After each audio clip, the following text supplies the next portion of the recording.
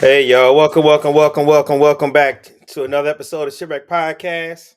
I'm your host, Bobby Ship, as usual. We got an exciting show for us all today. We're going to go over who makes the finals of the greatest black TV show of all time, as well as we're going to talk big news today: Epstein files and the government shutdown. As government is about to reopen, I think they're about to start voting now if they haven't started already. We already got some people in the green room ready to join the conversation. So we're going to do as usual. We're going to start with the TV show, and then we're going to go hot and heavy into the politics. This is going to be a heavy politics show, and I'm looking forward to having it. Let me start inviting people on now. Rue, welcome, my brother. How you doing today? Can you hear me? I can't. I can't hear you. I can't hear you. Yeah. Let me see. Yeah, it's not showing your microphone at all. You may have to log out, log back in. What's going on, CC? How you doing today? I'm good. Can you hear me? Yes, I can. Yes, I can. Welcome to the All right. pod. It's your first time. Your first time. Welcome. I'm happy to have you. Happy to be here. All right, so we're about to get started here in a second. Getting everybody else on. OJ, welcome. How you doing today? How's it going? I'm doing well, doing well. Good. So again, welcome back. We about to get Ronnie on here too. Ronnie, how we doing today? What up, dog? What up, dog? Can y'all hear me? Yeah, we got you loud and clear. Can you hear me? Loud and clear. Yep. We got you loud and clear. All right, so welcome everybody again to the episode. If you're watching on Facebook, please go to the YouTube and watch it there if you can. If you're actually on Facebook though, before you go, share it on your page if you don't mind. We're trying to get our views up. We're trying to get the community to grow. And so if you can share it on your page as well, so other people can look at it and hopefully learn something and want to join the community and be a regular. If you're on YouTube already, please hit that like button. Please, if you haven't subscribed, please subscribe already. So with that being said, I think we need to go ahead and get right to it.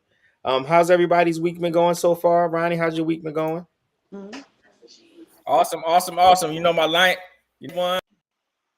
Yeah. You know what I mean? Yeah. It's always a good time for all that. You know what I mean? That will end. That will end got to this link week. up with some Mm-hmm. So you got to link up with that some was people. Oh, next week, Sunday. That all the call comes to a crashing halt. With Philly? Oh yeah, you know. Oh, with Philly? Oh, yeah, them dirty birds, baby. We don't play around. We'll see how that works out. We're gonna see. Welcome one We'll more. see how. Yes, sir. We'll see how that works out. Yeah. Sister Wu, how are you doing today? All I heard was "Go Birds." That's it. Go Birds. That's it. That's it. Hey, Ronnie, your light is real dim today.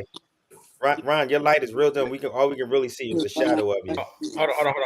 Let me fix it.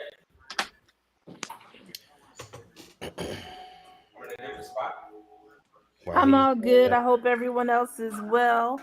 Happy Yeah. Veterans Day to the veterans. Yes, happy Veterans Day to the vets out there. We appreciate to you you so guys. much. Yeah, happy Veterans Day. All right, so let's while Ronnie's doing that, let's start talking about so we had 41 responses to the greatest black TV show of all time's Final Four. And the results to me were not shocking at all. I think this was lackluster Final Four, to be honest, because I think we already knew what the outcomes were going to be. With that being said, you're still a little fuzzy, Ronnie, but we're gonna keep it going. That being said, Okay. here are our results so far, or not so far. The voting has ended. That is it. We got 41 responses, and the votes were In Living Color versus The Wire, and The Wire won 56% to 43.9%, 23-18.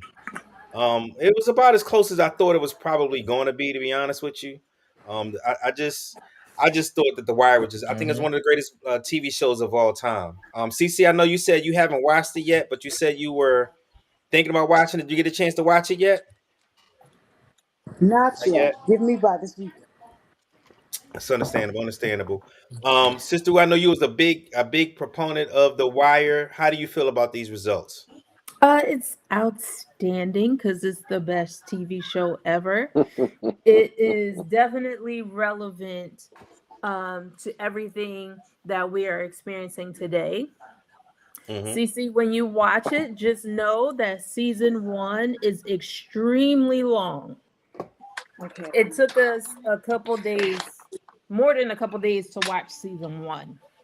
Okay. But it's poignant for character development and for you to understand Let me try something. who all the key players. Okay. Thank you for That's telling me why that. it was so long. Okay. Yeah, so try to. It's very engaging. It'll really kind of pull you in from the first episode, but just know it's a full, I think, 22 episode season. Ooh. Okay.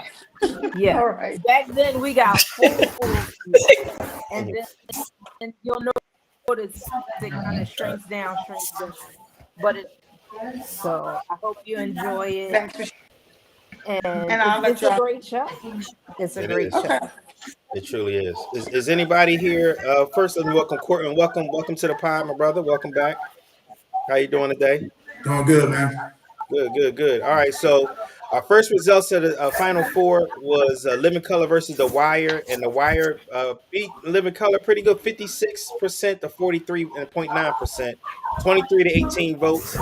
Where were you at? Did you vote for this one at all? And if so, where were you at with it? And how do you feel about the results?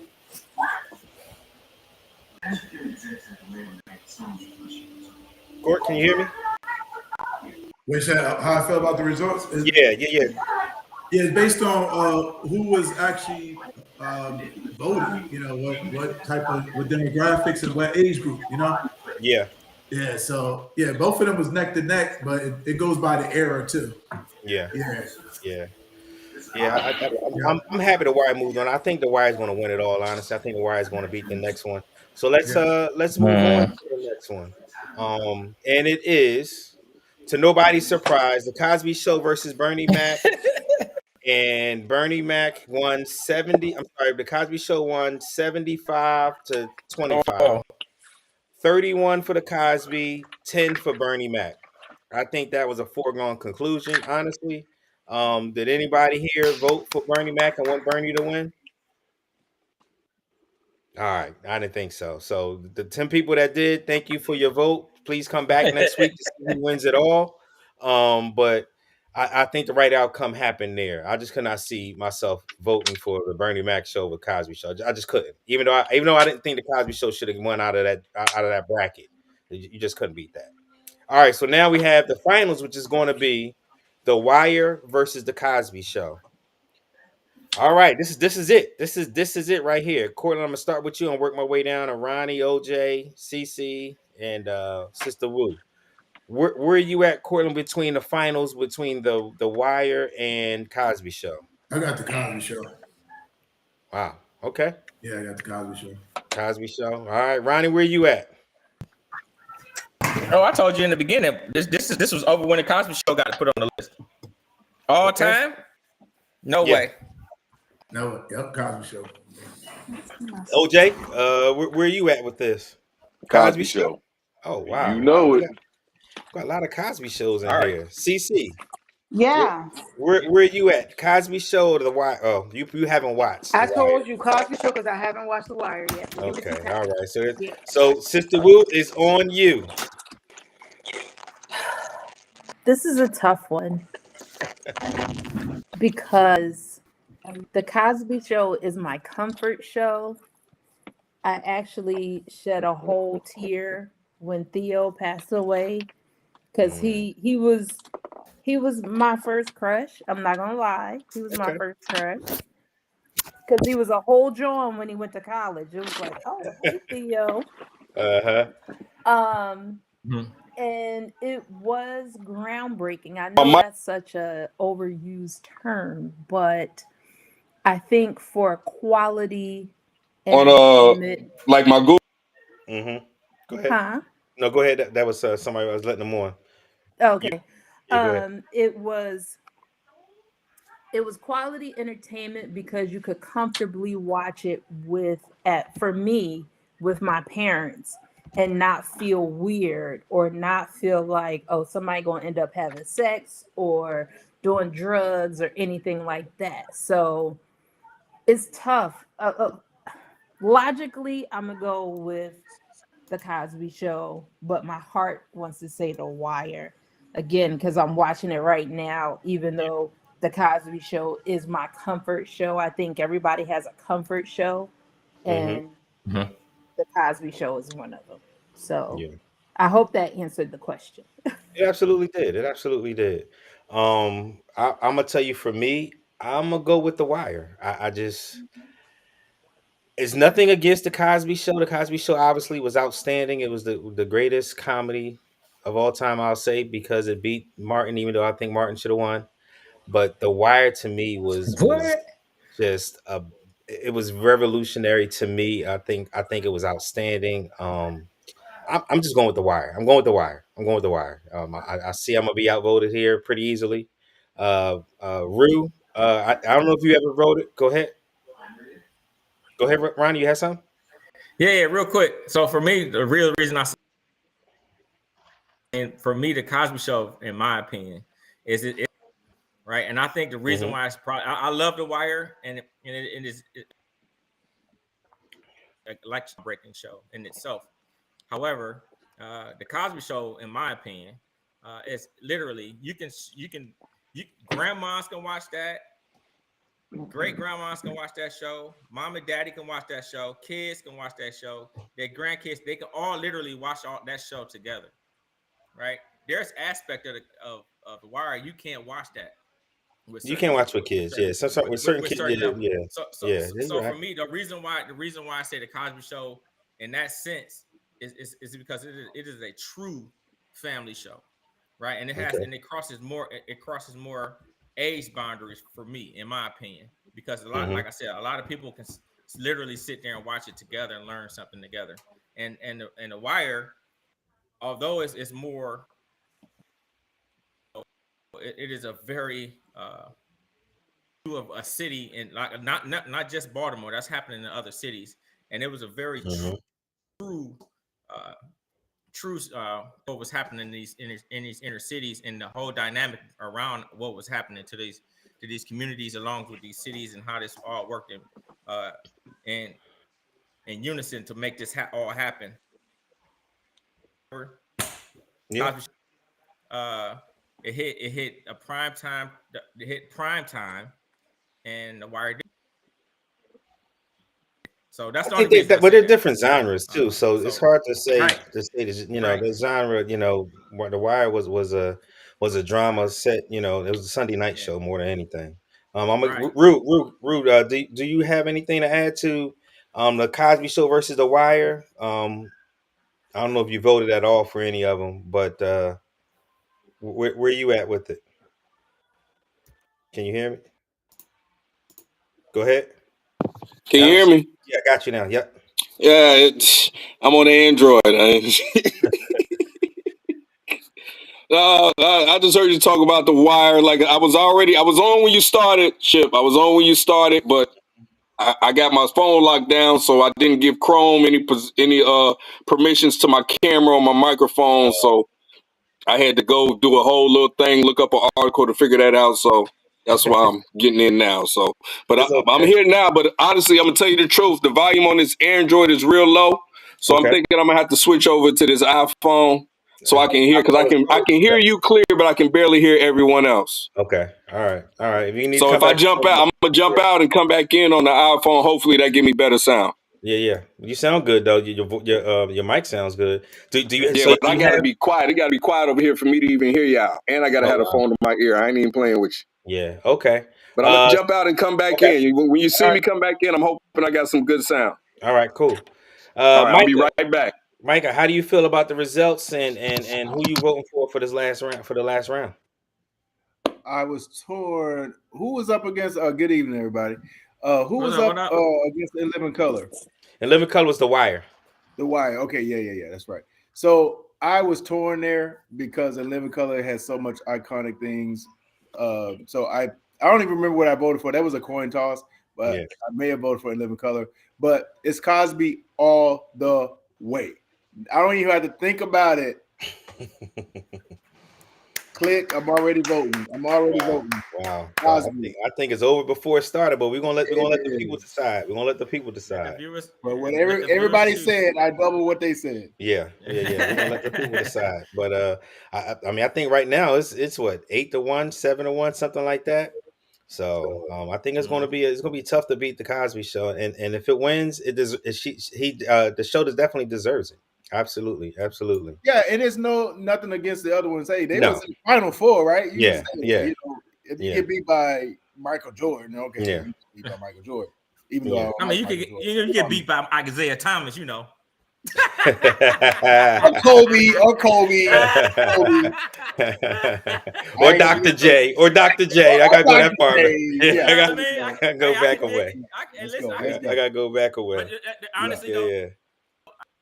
honestly, Bobby, I don't think it's in this whole thing, especially at this point No. of the thing, because each of the shows stood on their own. I mean, if you think about what branch they all came out, levitated to even get to this point, just to let you know that those shows are already like iconic shows. Yeah. You know what I'm saying? But it's always it just has to be one.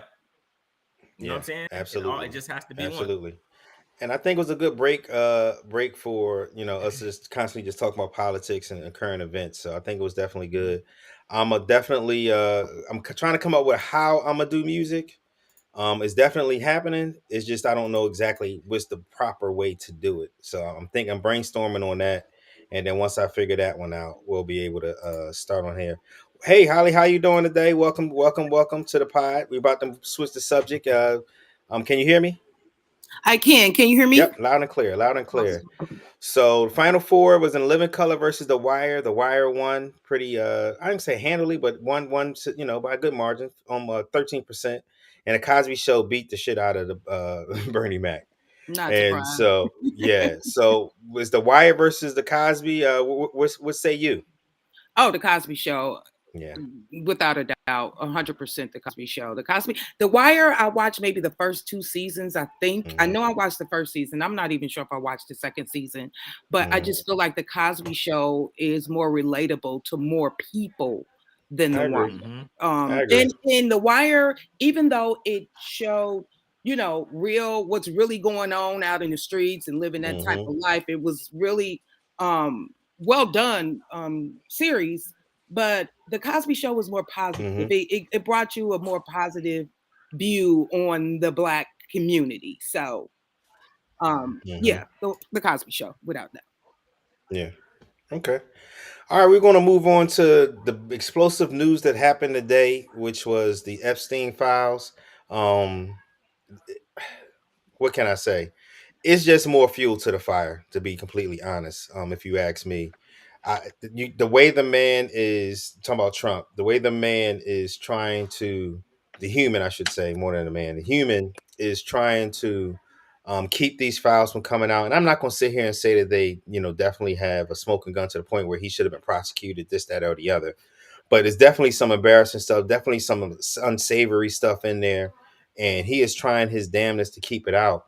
And the more he tries to keep it out, the more it's getting leaked. It's death by 1,000 cuts. But the stuff that came out today, I think, was extremely eye-opening. We're going to talk about the 3 emails that came out, and then just go into more context of what's going on, and get you guys to say how y'all feel about it. I have a question. So this is before you start. I didn't mean to cut you off, but it's a serious question. Is it really shocking or is it really surprising because we all kind of knew? Or is it the magnitude of what you're about to share? You know what I'm saying? Like, we know it's not surprising in at all. there. So why are we kind of like, oh my gosh? Like, we know it, just stop piecemealing the information. Just put it all out there and let us digest it. That was my question. Well, the reason it's not all out there is it's not out yet. It's all not out. It's all not publicly available to be out there yet. So that's what the problem is. Am I surprised? No, that Absolutely it not. was a Yeah. question. Like, put it all out Okay. there so we can all see it and keep on going. You know what I mean? Yeah. I'm trying to see if you guys can zoom in. Oh, I can read it. I can read that fine. It's just You can read it good. It's okay. just the one page, right? Or the one email. Yeah, just one page. Yeah, it's just Perfect. one. This is the first email. Yeah. All right. Yeah, I need to bring it up for myself then because I can't see it too well. It's like I said, these emails to me is just more fuel to the fire. It just shows how he not only knew, but I think allegedly participated in some of this stuff. So the first email is from 2011, and the email is I want to. This is Epstein sending this to Ghislaine Maxwell, and you're wondering who Ghislaine Maxwell is. She is the woman that's actually in prison for 20 years currently, for sex trafficking of minors and perjury. Well, she has been convicted by a jury. She's serving 20 years, and this is the one that Trump actually moved from a regular prison, federal prison, to a club fed prison to basically, in my opinion, shut her up. Allegedly. basically. So with that being said, I'm gonna read this email from Jeffrey to her, and it is in 2011. And before I read it, I just want to bring us back for just a second, just to say this first email is from 2011, 5 years before the man ran, or 4 years, because he started running in 2015. So 4 whole years before he ran, this email came out, or this email was written. And it was written during a time when Jeffrey was being investigated again after he got the sweetheart deal in 2008 from the state prosecutor in Florida, who happened to be Trump's labor secretary in his first administration in 2017 when he got into office. So it's one of those things where all of the dots are there. We just got to connect them, to be honest with you. Common sense connects them. So let me go ahead and read this email again. In 2011, it is, I want you to realize, Epstein writing to Ghislaine, I want you to realize that dog hasn't barked is Trump. So let me read it again because he got some grammar errors, but I want you to realize that dog that hasn't barked is Trump. Victim's name, spent hours at my house with him. He has never once been mentioned, from the police chief, etc. I'm 75% the way there. And my interpretation of 75% the way there is he is about to be indicted again, because he was indicted again. So that to me right there is way before he became a figure in politics where, there was a chance of him becoming president. So this isn't a Democratic hoax. This isn't anything like that that's stopping, that the Democrats set him up or this, that, or the other. This is something that happened way before he got into politics. And it also shows who he is. You know what I mean? Who we all get to see. That dog isn't starting barking yet. Because we all know who that person, who this human being is, and the narcissist that he is. So that's the one email. The second email is from 2019 that I wanted to read, and it is the victims' names, Mar-a-Lago, and there's something else we cannot see. Trump said he asked me to resign. Never. Let me set this up too. This is Jerry Epstein writing to Michael Wolff. Michael Wolff is a journalist. I guess you can call him. He's a journalist that has written a couple of books that had major access to Trump, as well as Jeffrey Epstein, and he wrote these books about them. And so he's been in with Epstein and Trump for a long time. And so in 2019, when Epstein was about to be arrested, he was texting or emailing back and forth with Wolff. Wolff is actually currently suing Melania because Melania is saying that he is defaming her character and sued her. So he's actually suing her to get depositions, to get it all out into the public where he can say his truth. So going back to his email, it is again victim Mar-a-Lago something else. Trump said he asked me to resign. Never a member ever. He's never been a member of Mar-a-Lago. Of course he knew about the girls as he asked Elaine to stop. So now this is while he was president. This is right before Epstein got arrested. He went ahead and said that Trump knew. Trump actually doesn't even deny not telling him to stop getting girls from him, but he says it's because he was just a little creepy and I just didn't want. He was stealing my workers is what he actually said. He was stealing my workers, and so actually I have the video of that. I'm gonna play it real quick, and then we're gonna start talking, and then go to the last email.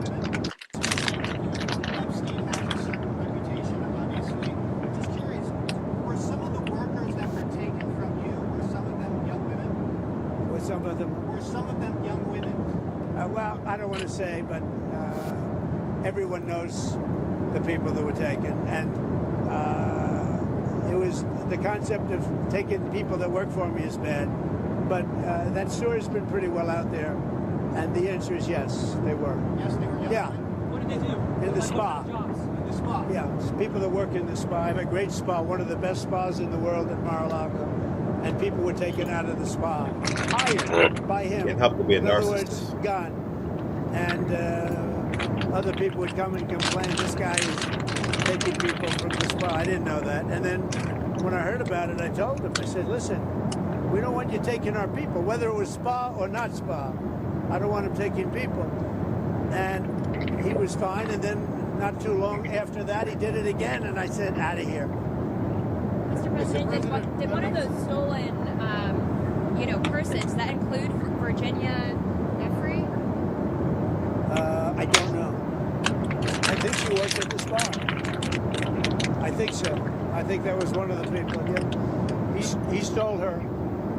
And by the way, she had no complaints about us, as you know. None whatsoever. All right, so that was it with that one. We got one last email, and then we're going to open it up to the floor so we can all start talking about it. This last one, make sure that I got it. This last email is also from Michael Wolff and talking to Jeffrey Epstein, and it goes, I think you should. All right, so this says, I hear this is what Michael Wolff is saying to Michael Wolff was saying to Epstein.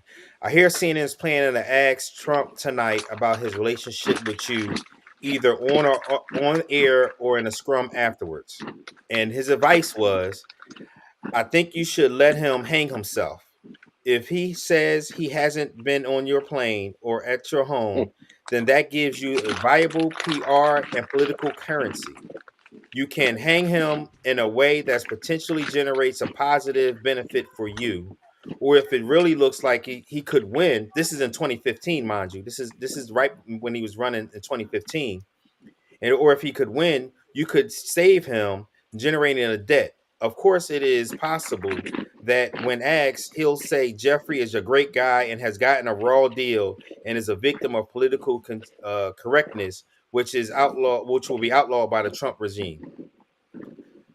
Again, Trump language, Trump's what do you call it? This guy actually was invited into the White House and wrote his first book inside of the White House by having so much information. So those are the three things there. The three emails. I'm gonna start with the people who haven't talked yet as far as about this stuff at all. I know. Cece, are you still there? If you're chewing something, put your mic on. Cece, are you there? Oh no, she's not there yet. Yeah, she's not there yet. Rue isn't there either. Rue, are you there? No, he's not there either. All right, OJ, it's up to you, man. You're first up. What do you feel about? How do you feel about today's revelations and everything? Well, today's revelation, it pretty much just backs up what everybody already knows. He has been to his house. He has been on that plane. He's done something. And we just been waiting. We're just waiting for it to get all released. Do we think it's all going to get released? No, I don't think so. I don't think it's all going to get released. But they need to release it. Yeah. The public needs to know actual what we're dealing with. We have to know. So the process for it to be released is it has to go through the House first and then to the Senate. So I don't know if you guys know or not, but today, or actually it started yesterday, even before this bombshell report came out, that he has been pressuring Nancy Mace, that's this congresswoman from South Carolina, and Robert, that is the one from Colorado, that gets handsy with her companion at certain events. So he is pressuring them to take their name off the petition to get the vote to come out. So for somebody who's innocent and is so transparent, why are you pressuring people to stop the transparency? You know, that's the big question there. Rue, how do you feel about this Epstein stuff that just came out? I'm not surprised. They all crooked. They got money and they ain't got nobody to stop them. Ain't nobody gonna stop nothing they doing. They only hang with money, people who got money like they got money. To lose. Same way they threw out Diddy, and the same way they got the little, the NBA trying to throw black faces with gambling. I'm like, man, we scapegoat. So it's the stuff that they doing. You can't. It'd be news all day, every day if you seen what they was doing behind the doors. Well, this is newsy, and this is happening behind the doors. That's for sure. Every bit of it. I believe Trump was there. I believe he was involved. I believe it's other people in politics that was there and involved, celebrities that was there and involved. But money pays, and they gonna, they might hold it over some of their heads until they, hold them hostage that way. And that's what I think Elaine is doing, honestly. And we're gonna get into that in a second of how bad they are, not bad, how good they are treating her, how bad they are. What I mean by bad is like how they are actually changing the system and changing what they do. There has never been a inmate that had sexual crimes that got to go to a club fed ever in the history of federal prisons. And she's sitting in there and she's getting special treatment on top of that. Holly, go ahead. What also brings my attention is when the United States government decided to trade Brittany Griner for Russian arms dealer. The United States says we don't negotiate with terrorists, but what sense does it make to trade a WNBA basketball player for having a little weed for an arms dealer who got connections to different countries and different powerful people to handle the movement of artillery or the logistics of artillery? It just shows that they're going to bend the rules for what they want to bend them to when they want to bend them. Yeah. I want to add, Holly, before I let you go, that I don't know if you guys know or not, but Prince Andrew lost all of his titles over the last week over the Epstein stuff. I think that was a shot over the bow of Ghislaine putting something out there that, hey, this is the information I got on him, and that's why I think Trump is trying to shut her up as much as he possibly can. I think he's going to try to partner. I think he will, and I think that may be his going away shot right before he gets impeached or something like that. Because I think at some point the American people have to wake up and say, "What the fuck." It's ridiculous what's going on. Holly, how do you feel about the revelations today and just the Epstein stuff as a whole? For me personally, we all know Trump's in there. I mean, now it's just the point of releasing the files and letting people see. But here's the thing, and what I don't quite understand is people have seen these files. The prosecutors, the Department of Justice, whoever needed to see the files to prosecute Epstein has read all of this stuff, right? If Trump was in it, why wasn't he indicted and charged at that point? If there was some, sorry, go ahead. Go ahead. No. I was just going to say, go ahead and finish because I was just going to say I don't think there's enough evidence to I know charge why. him. Probably. No. I can tell you That's why. my guess. I can tell you why Okay. he's not getting. Well, let me Go just ahead, finish my Kylie. other point. That's the one thing Yeah, that's go kind of ahead. Go ahead. confusing to me. They're going to release the files. Trump's name is all up and through there. Get it, got it. We all would know what type of person he is. He has no freaking morals or values. He'll do whatever. But my thing with the royal family was telling. When for them to kick him out of the royal family, strip him of his title, there's some really sick stuff going on, and they're aware and they're powerful. And I can almost guarantee you that they already know what the deal is, and they wanted to get rid of that stain before it came out. I can almost guarantee you that. And then with Gillette, what's her name? Ghislaine Maxwell. Well, you can mess her name up because we don't care. Well, what we just know. gonna call her GM. She's got. Yeah, we can call her whatever the hell we want. You know. We don't care what her mama name is. A lot on everything that's going on with these Epstein files. She knows every single thing, and that is exactly why she's down in Club Fed, and exactly why she in Club Fed here in Texas, because Abbott is all up Trump's butt, and he gonna make sure she's taken care of as well. But here's my thing. If she was to come out and start singing like a bird, I'm afraid for her. You know, I'm afraid for her. I know she's evil and I'm not afraid for her in this sense that, you know, it's like, oh my God, I hope nothing happens to her. But I think she could bear. I don't think Epstein killed himself. Let's just start there. I just don't. I think something happened. I'm there now. I'm there now too. But I really think that something really could happen to her if she ever got to the point where she wanted to start, you know, spilling her guts about what went on as far as what Epstein does. But I don't know the purpose. The purpose is for the public to see it. But even if it comes out, it's going to be all kind of, oh, that's a hoax and that's fake news. And ain't nothing going to happen to the man. I don't think. But that's just my 2 cents.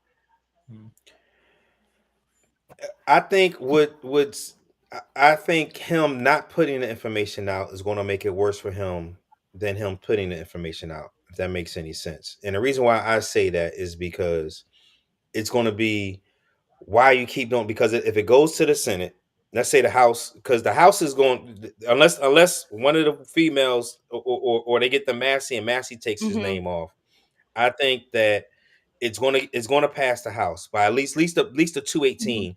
But I think it's going to be more. Then that's when the courageousness of the Republicans would actually come out and actually vote for this. They didn't want to put the name on the discharge petition, but they will vote for it because now they have to go back to their constituents and say, I voted to hide these files that they've been wanting. The Republican Party's been wanting these files for so long. Why? Because they thought it was a bunch of Democrats on there. They thought it was a bunch of heathens, quote unquote heathens on there that were molesting kids.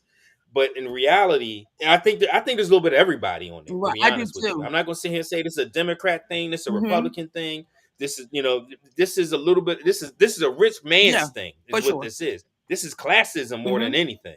I agree. And so once those things, once it leaves the Senate House and goes to the Senate, now the pressure is on the Senate for them to vote on it. And I don't know how their same constituents is going to be like, hey, you need to vote for this. We need to see this. And it passes the Senate because you only need eight Republicans or so to pass it. It passes the Senate. It goes to his desk. Is he going to veto it? Absolutely. Now, how guilty does he look? Absolutely going to veto it. I think. And now it goes back to the House. So the drip doesn't stop. Angel talked about. I'm sorry, Sister Wu talked about earlier. How do we get this? When we just put it all out, it won't be put out because he won't allow it to be put out. And when they talk about, because I'm about to play you what Baghdad Bob had to say here in a second. When they talk about what the Democrats, why didn't they care? Why didn't they do that? And I'll be the first to say, I'm late to the party on this. I really didn't think about it. Wasn't on my radar. Wasn't anything I cared about, anything like that.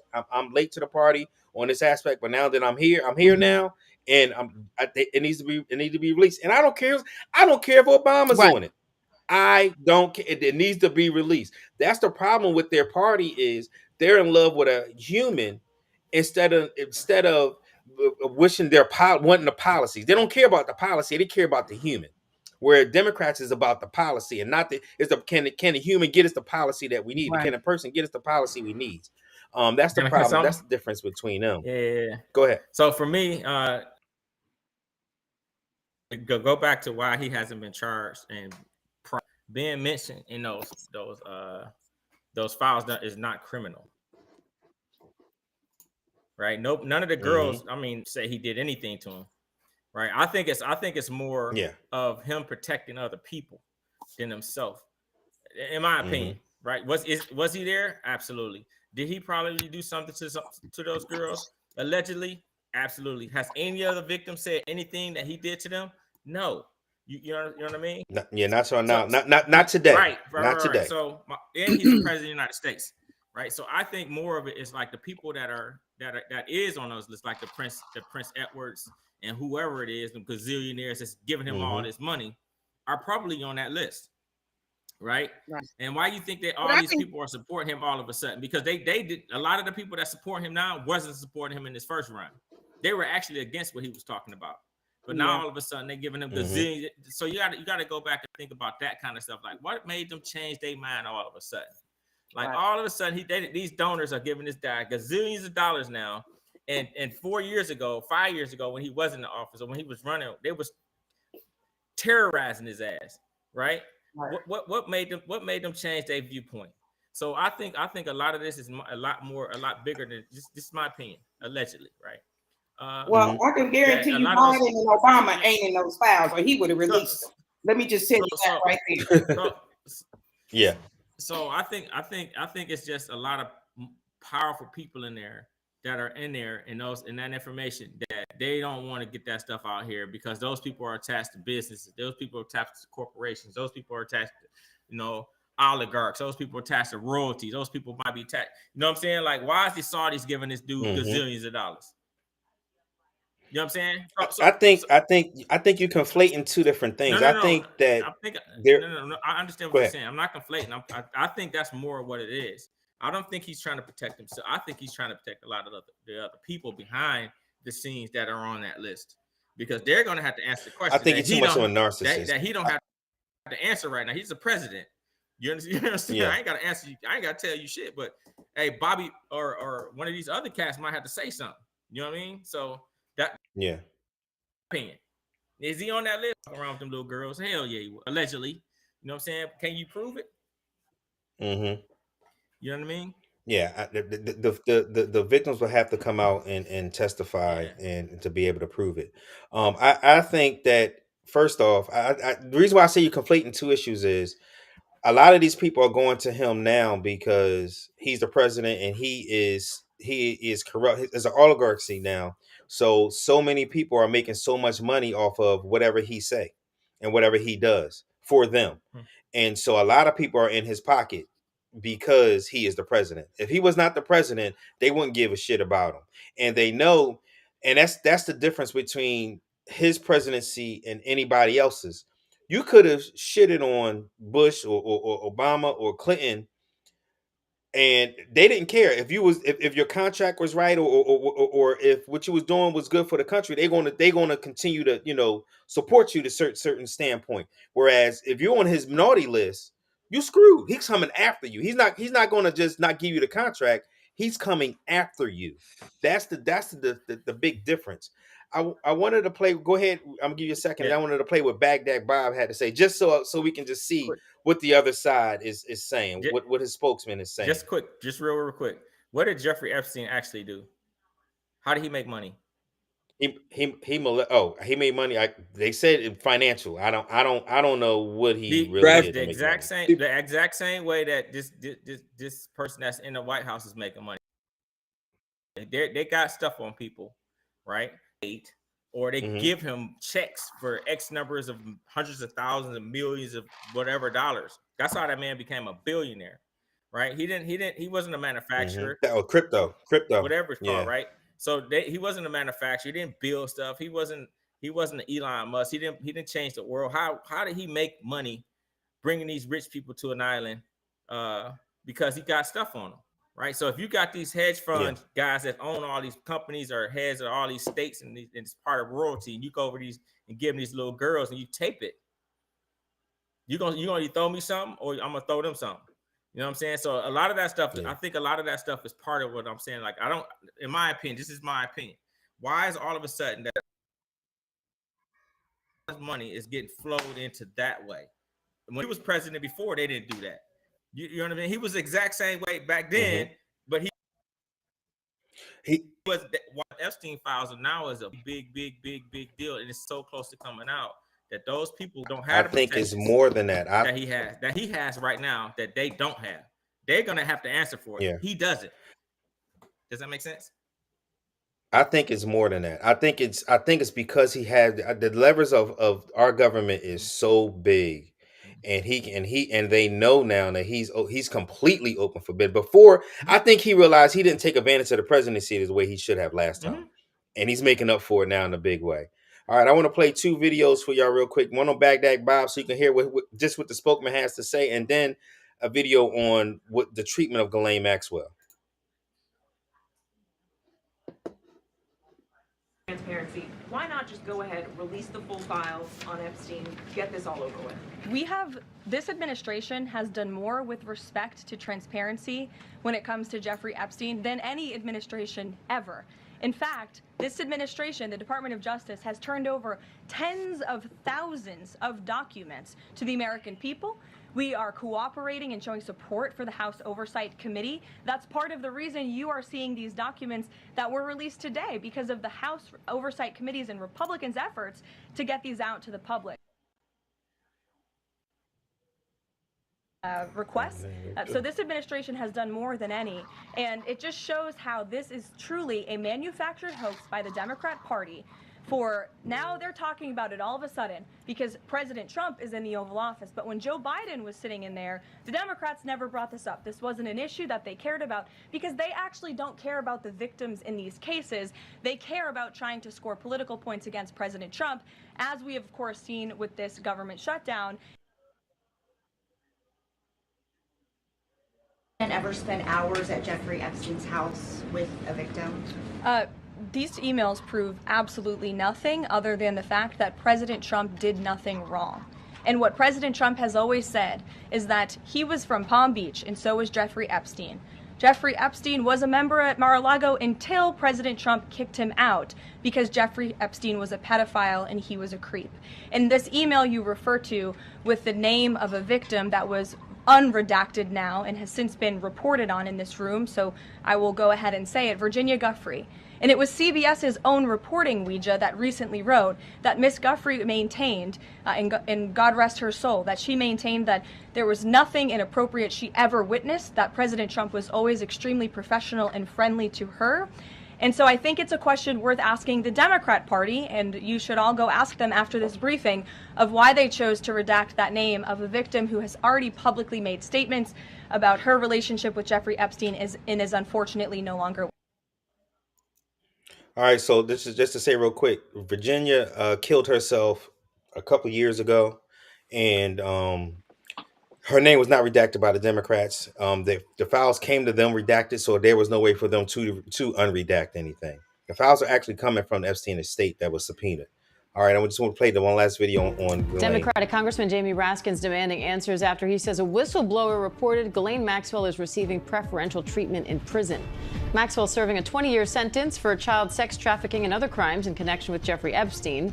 The Bureau of Prisons transferred her to a minimum security prison after she met with the Deputy Attorney General. Now, according to Raskin, the whistleblower says she's getting what seems like concierge service. And Raskin's accusing the Trump administration of a corrupt misuse of law enforcement resources. ABC News Justice reporter Alex Mallon has the details. So, Alex, what kind of privileges is Maxwell allegedly getting here? By a failure to extend the Affordable Care Act tax credit. Describes it as top-flight luxury service. He refers to various accounts from a whistleblower, he says, that has contacted him from within the FCP Bryan facility in Texas, where Ghislaine Maxwell was moved in July following her interview with Deputy Attorney General Todd Blanche. And some of the, it's basically bullet point format of the allegations of the treatment that she's receiving extends to personal favors essentially handed by that warden in order for her to meet with her legal counsel, other visitors. There's another allegation that she was granted access to puppies who become service dogs that are provided to people at that facility. Another where she is allegedly granted special access to workout facilities and after hours, so she won't have to interact with other inmates, and that she's receiving special deliveries of tailored meals to her cell, directly to her cell, from people. They've said that they've heard from at least one correctional officer within the facility in FCP Bryan that basically says, like, they are shocked by the fact that she seems to be receiving such preferential treatment. We've reached out to the Bureau of Prisons for comment. We've also reached out to that facility in Texas. The Justice Department has, more broadly just denied that Ghislaine Maxwell is receiving any kind of preferential treatment. And in a statement, the White House said today, when asked about whether the president is reconsidering, granting her any kind of clemency for her crimes that she was convicted of, they just said that,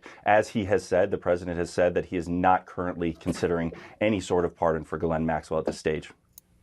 Now, this all comes from a letter Raskin sent to President Trump, and in it, he says the whistleblower also says Maxwell is preparing a commutation application. What are you watching for next? Well, in this letter, Raskin is asking President Trump to make available his Deputy Attorney General Todd Blanche, who did sit for that extensive interview with Maxwell in July that the Justice Department later did release a transcript of. And, really still begs the question. We have not heard from Deputy Attorney General Blanche about whether he found any of Maxwell's denials about her conduct and her knowledge of Jeffrey Epstein's misconduct with young girls, and whether that he took those at face value and he believes Ghislaine Maxwell that she is innocent. We have not heard from the Justice Department. We've not heard from the White House whether they accept her denials of the crimes that she's been convicted of. All right. So as you can see, she is getting preferential treatment, which is absolutely ridiculous for a pedophile of hundreds of young girls to have that happen. It is absolutely ridiculous. They treating her like Avon Barksdale when he was locked up. They are. They absolutely are. They absolutely are. Jasmine, welcome to the pod. This is your first time. Dylan Roof. Yeah. Jasmine, can you hear us? Hello? Uh-oh. Yes, I can hear you. Okay, there you go. Welcome to the pod. Welcome to the pod. It's your first time on the couch with us. So what made you join us today? What subject pushed your button and made you want to come on today? My cousin called and tell me to give it a try. Okay, all right. Well, did you hear anything? How do you feel about the Epstein stuff, or if you wanted to go back and talk about the TV stuff as well? How do you feel about what you heard so far with I kind of came in the middle of the lady talking, and then I had a phone call come in, so I ain't catch much of anything. I got Okay. Okay. All right. Well, just stay on and just enjoy the conversation. If you want to come on in, just let me know. All right. Does anybody have anything to add about the video we just seen before we move on to the government shutdown? Yep, real quick. So go ahead. I know we put this. All right, so I listen. Don't that girl, that lady, or that monster, or the madam, or whatever the hell y'all want to call her,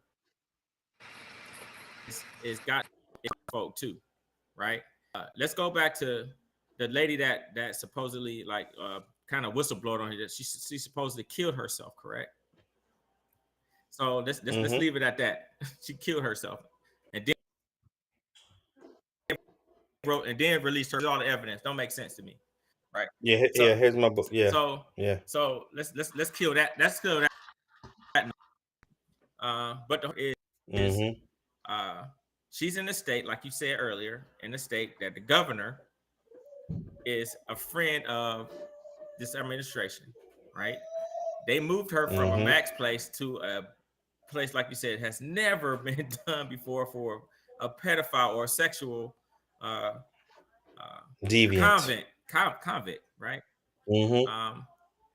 Is she gonna get commuted or is she gonna get out early? Nah, they're gonna keep her in that little Club Med for the duration of the time that she's gonna be there until somebody forget about who she is, and she's gonna quietly get released out of that mud before anybody even knows that she's gone, bro. I'm gonna tell you that, right? And then she's gonna be gone out. She's gonna be gone somewhere. Anybody gonna know what's going on with her. But was this something that wasn't like foreseen? Nah, hell, nobody saw this shit coming. You know what I'm saying? Nobody saw that he was gonna go out there in this Justice Department, make a deal with a pedophile, and say, hey, if you say this person did really good and you don't say anything bad about them, we're gonna put you in this spot. Would you not have done that? Oh, absolutely. So for people to still kind of support this administration and the way that their legal department or their justice.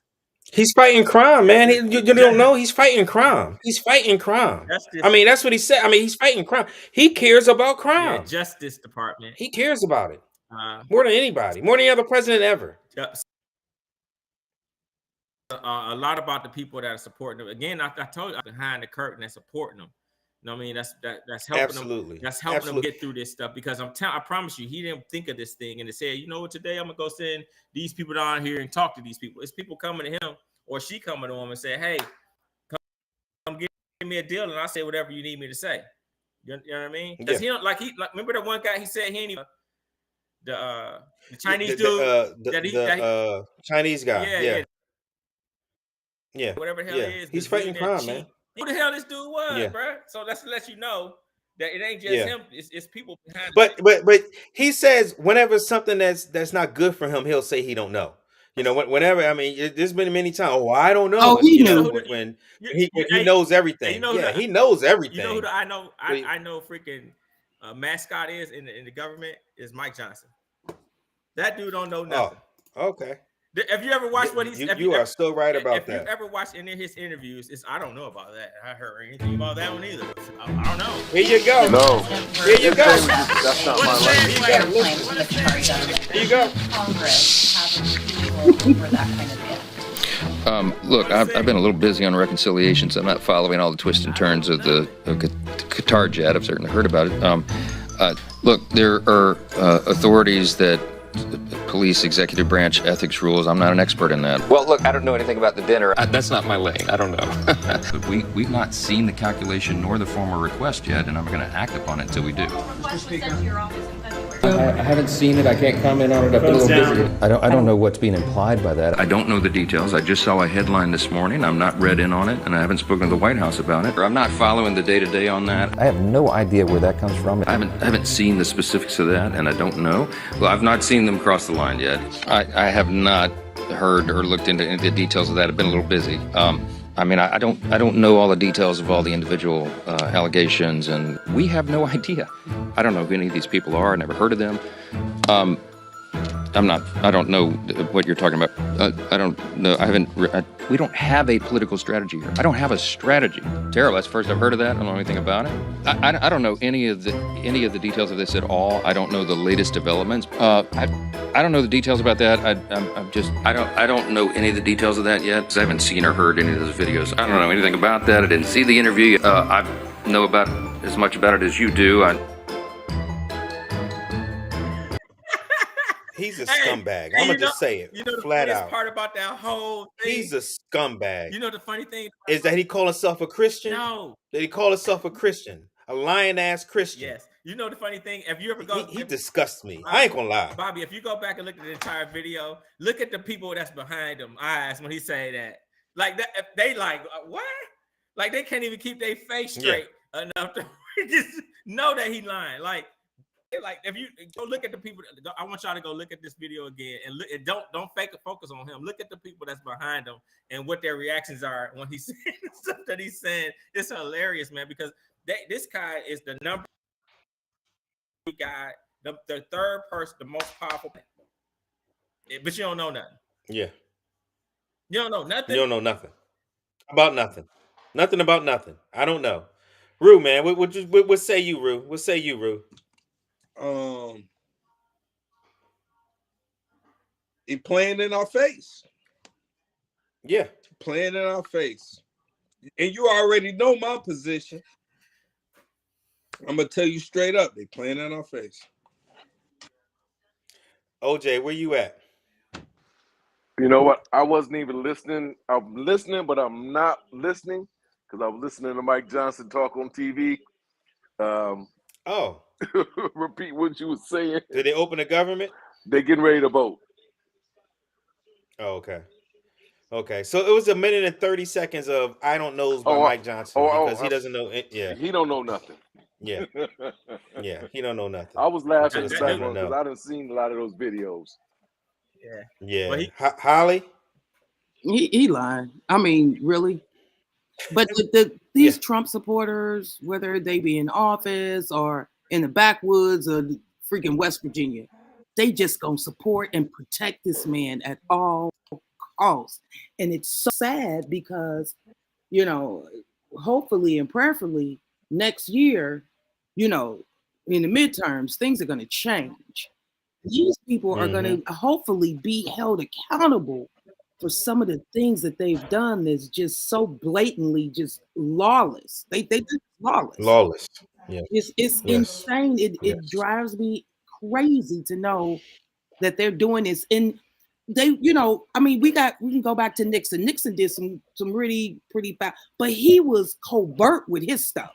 This stuff is right out smack dab in our faces, and people are letting them get away with it. That's what boggles my brain more than anything. Johnson has said it one time. Well, you know, the difference between Obama and Trump is doing it right in front of in front of the world to see.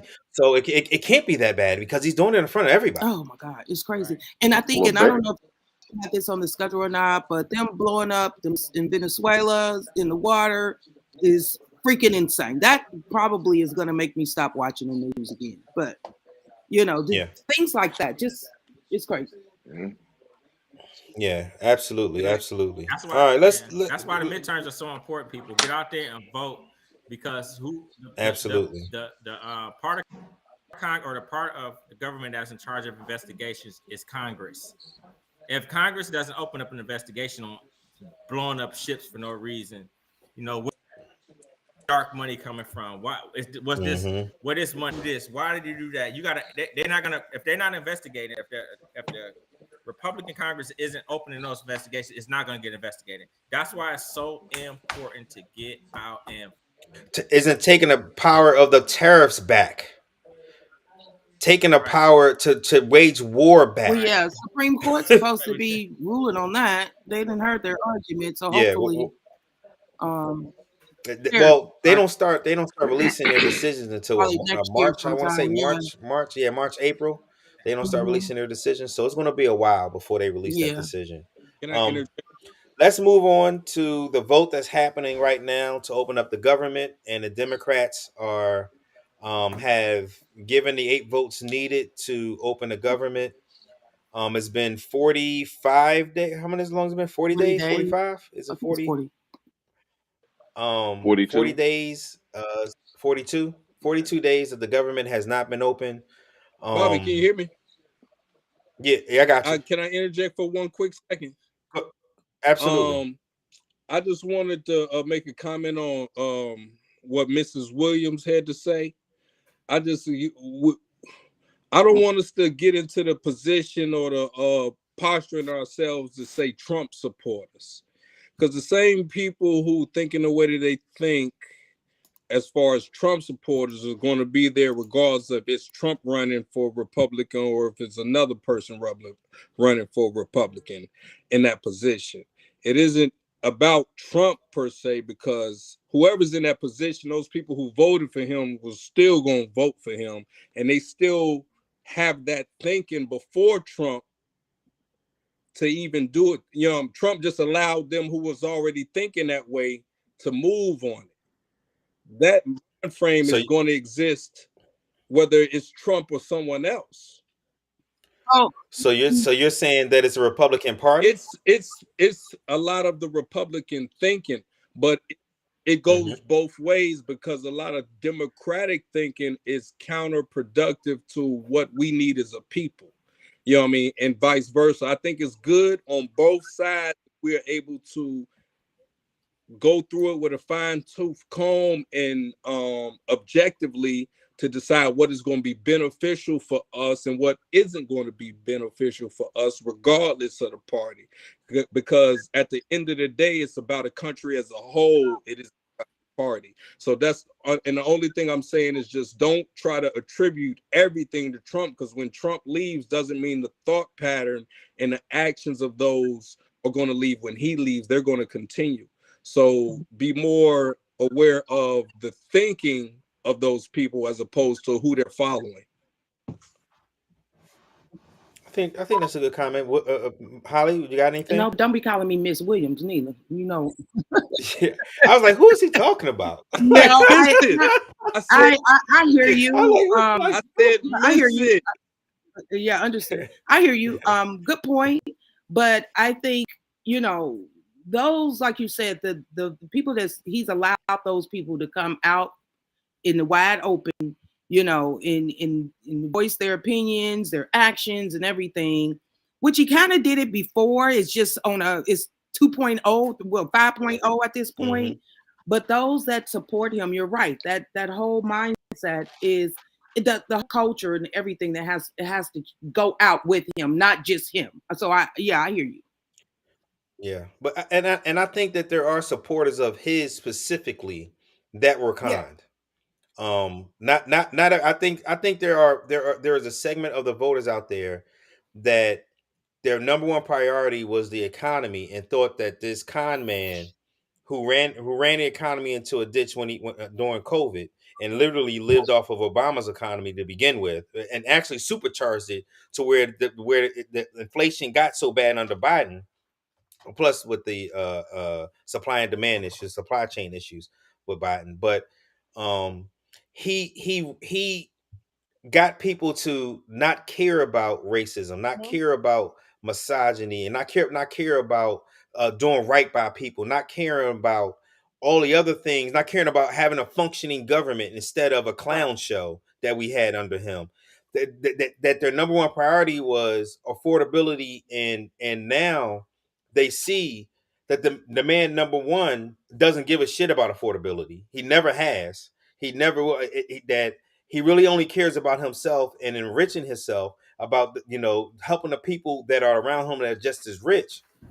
And then you have the racist stuff as well. Like, to me, the racist stuff for him is underneath the enriching himself and enriching his buddies, and then it comes to racist stuff. In my hierarchy for him. And all I'm really saying is that those people who voted for and are thinking that way thought that way 20, 30 years before he ever was president. Oh, absolutely. So yeah, they didn't just change their thinking because of Trump. But they didn't. But some of those didn't come out and vote. They came out and voted because of him and the shit that he made it where it was okay to be like, he made them victims. And he made them like, I'm going to help you as a victim. I'm going to show you why those others, because that's how he got the poor people to think that somebody beneath them was, what does Lyndon B. Johnson say? You know, if you can get a poor white person to vote for you, as long as you let them know that a rich black man is below you. You know, I'm saying, I'm paraphrasing. I'm not saying it correctly, but that's what he has been doing. That's what he has been doing his entire, administration. And that's what a lot of his policies are. Actually, his policies are more geared towards the rich. But when it comes to the ICE and all that stuff, is geared towards that. All right, we're going to move on because I wanted to talk about the last subject, which is the shutdown is about to be over. We had 8 Democrats.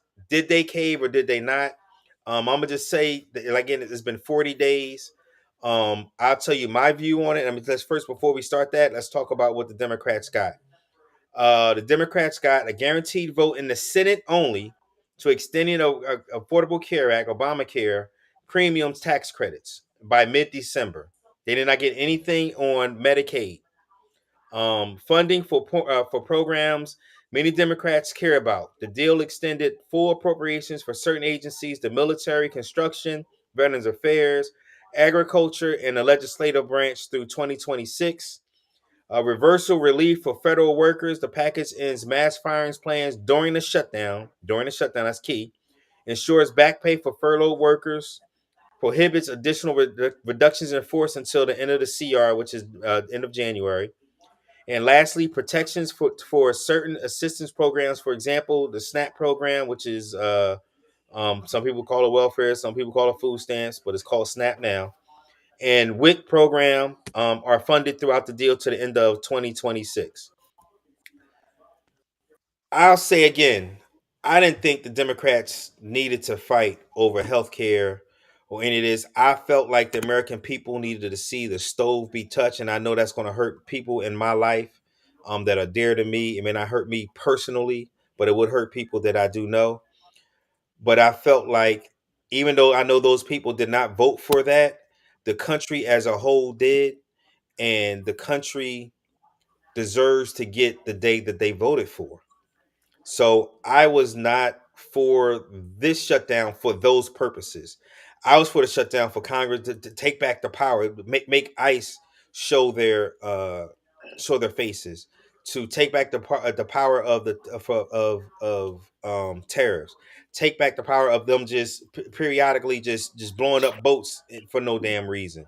Like stuff like that to me, because those things are what is in the purview of what Congress is in charge of doing. Take back the appropriations, where if we give you the money to spend it, you need to spend it. You don't have the right to fire these employees and fire and get rid of USAID, which by the way has lost over 600,000 people have died worldwide because USAID is not funded anymore. Over 500,000 people are dead, estimated, because USAID is not funded anymore. So those things to me is what I felt like the Democrats should have fought over, but they fought over health care. And I'm gonna just say it, I was wrong. I think they found a good issue to fight over that was tangible to the American people, that they can see, touch, and feel and taste.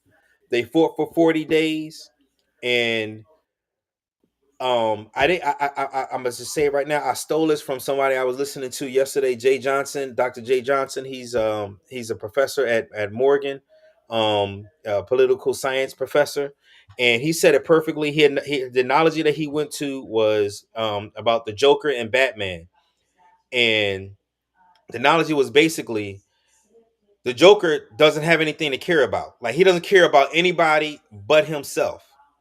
You can't hold him hostage. You can't take this from him. You can't. So the current president doesn't care, and the Republican Party as a whole does not care about the government. They don't. They don't want people on SNAP. They don't want people on Medicare and Medicaid. They don't want any of these programs that are near dear to the Democratic Party and the country needs. The country lives off of. They don't care about any of that. So to say that we're going to hold those things hostage to people who don't care about holding those things hostage, they were never going to win. They were never going to get what they wanted, which was to extend Obamacare, to help the Medicaid subsidies out as well, Medicaid stuff as well. They were never going to get that. So they fought. And I said this 2 weeks ago. I think I said it 2 weeks ago on a pod, a week ago on a pod. I said, they can just go ahead and shut it down. I mean, open it back up now, because you already proved that they don't care about healthcare. They don't care about the premiums going up. So you know now that the American people knows that when their premiums go up, there isn't no, well, they're both the same, this, that, and the other. No, it is the Republican Party that are raising your rates. Period. Point blank, plain and simple. But we got an added bonus of the president actually going out and trying to starve people on SNAP. Not it's one thing to say we ain't got the money, and then a judge say, yeah, you do, use it, and then you don't, and you use it. It's another thing when he says, yeah, we ain't got the money, we can't do it. We want to stay liquid. The man literally said that on TV. We as a country need to stay liquid instead of paying helping people feed their families. We need to stay liquid. Literally what he said. Having Gatsby parties. That's literally the things he was doing. I'm sorry, I'll be off my soapbox in a minute, y'all. I'm gonna give y'all a second here. Just give me a second. I'm sorry. I had to get all of this out. And so for them to do all of this, for him to not only, then you get a judge that say, no, you need to release the funds. He appeals it to the Supreme damn Court. So he is actively trying to starve people. Then when a state says, you know what, forget that, we still going to give this money out to the citizens because they need it, and we'll just get it back from the government. He sends a letter to them saying, you better not, or I'm gonna punish you. I'm gonna dock you, like he wanted to dock air traffic controllers. I'm gonna dock you for trying to feed poor people. He's a terrible human being. He's a terrible human being. The Republican Party is a terrible party. Point blank, plain and simple. And I know, we can get to it, but it'll take us off the rails if we do. Both parties are not the same. Point blank, plain and simple. Both parties are not the same. They have never been the same. The parties, again, for all those dumbass people that want to say, well, the Democrats was the one party of slavery, all this shit. We all know that they all switched in the goddamn 60s. Stop acting like a fucking fool. We all know this. 65. All right? I'm about to be off my soapbox. I'm going to open it up. So, with all of that being said, the American people knows who care about common folk and the working class in this country. They know that now. Could the Democrats have fought longer? I think there's still some meat on that bone to keep it going a little bit longer. Personally, I do, Bobby. But I go ahead. Hold on, I'm about that. But I understand why they stopped where they stopped at. Did they get anything for it? They didn't get anything but messaging to me, and to keep snapping, and we're going to the end of 26, which takes that off the table if they wanted to shut it down again. All right, I'm opening the floor up. Rue, you patiently, you ready? You hot? You ready? You ready to hit? Go ahead, bro.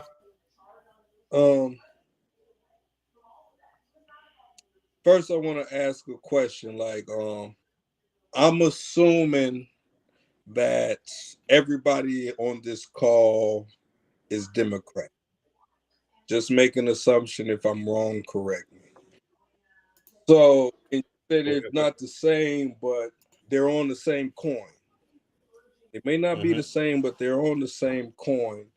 So I'm just wondering if any Democrat can say anything positive about what the Republican Party promotes. Maybe not everything, but one or two things that, because I may not agree with everything, but it may be a few things in there. I'm like, all right, I kind of feel you on that part. And then secondly, and that's anything positive for the Republican Party from a Democrat that is beneficial to the group as a whole, to the people as a whole. You know what I mean? Lastly is, Bobby, you served in the military. And you had to accomplish missions and tasks that you were given to be the best sailor you could be and to follow orders and handle business, right? At the end of the day, it was accomplishing the mission, right? Regardless of who was next to you, your person next to you, y'all was joined at the hip because y'all were responsible for each other to get to the mission, correct? Why change it when it comes to politics? When you were in the military, you had to stand next to Republicans. It wasn't about that sailor, whether you spoke, whether y'all talked about politics or not. You stood next to plenty of Republicans in your service and had to accomplish missions and tasks that got done, that were accomplished, regardless of that person being Republican or Democrat. So why change it when it comes to politics? Let's not focus on this person is a Republican, this person is a Democrat, because you didn't do that in the military. You didn't do that when you had to serve the country. So why change it when you have to get to a political position with the country? All right. All right, go ahead. I don't want to, it's. Oh, no, you good. No, you good. Finish your point. Please finish your point. Finish your point. No, that's all I was just saying is just that serve next to Republicans. They told you they were Republican or not, that may not have voted your way, but you had a mission, a common goal that y'all wanted to accomplish, that y'all worked to accomplish together. So you was able to get work done with the Republican that was beneficial to the country. So that's work. That's number one. There's a couple things there.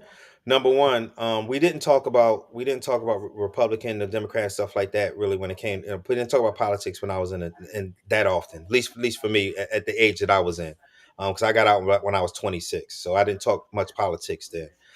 Secondly, I'll say, but now up until today, I work with tons of Republicans. I'm surrounded. My house is surrounded by Republicans. When I used to go, the fool just took the sign out his door a couple of weeks ago, maybe about 2 weeks ago now, where I would walk out my damn door and I would see a picture of Trump like this talking about fight, literally right outside my door. He just took his Trump flag down and put out a "Don't Tread on Me" flag out. So I am surrounded by Republicans, okay? And I am surrounded by them at work. So that is not even the issue. Now I'm gonna say this. You acknowledge I'm about to blow that shit up. You want to call them the same coin, right? They're on the same coin. But heads you lose, tails I win, right? Never in life am I going to purposely put it down on heads so you can win. I'm not going to do that. When I know I have the power to put tails down, I'm going to always put tails. I'm not going to vote in a way that I know that will hurt me and hurt my family, and hurt my people, and hurt people that I know, or people I don't know, really. People I don't know that are in a worse off position than me, even at times. Will I vote for that when I know I have the choice to put heads? Heads they will win, and I will lose, or tails I will win. So to say that they both on the same coin, yeah, they can be both on the same coin. But if I get to choose what side of the coin flips over and it's facing me, I'm going to choose the coin that wins. Bobby, that's a sports mentality. What I'm saying is, once you pick a side, you have to be against the other side. But the only side that matters is the country as a whole. It isn't about the side. It's about, let's make decisions as for the country as a whole, not for the Democrats as a whole, or not for the Republicans as a whole, because obviously it's some good on both sides that just needs to be joined together for the whole. The more we combat back and forth is not beneficial to the country, because like I said, it's the same coin. The coin is the United States of America, whether you Democrat or Republican or not. The coin is the United States of America. So take parties away from it, because if I don't say that I'm Democrat, then I can't be against the Republicans. If I don't say that I'm Republican, I can't be against the Democrats. If I'm independent and I'm straight up the line, then I'm just focused on what's going to be beneficial to the whole. And me personally, I'm just going to be focused on what's beneficial to us. That's just how I'm going to vote every way I voted. But you didn't do that this past election. You did. Absolutely, you did not. Absolutely, you did not. Absolutely did not. I'm not going to let it go off the rails, but I just want the people to be informed of where we are. I want people to be informed of your vote, because it's public knowledge. All right. OJ and everybody else that's watching right now, if you're watching on YouTube or anything else, first off, hit the like. Come on in if you want to join us. Hit subscribe. Share it.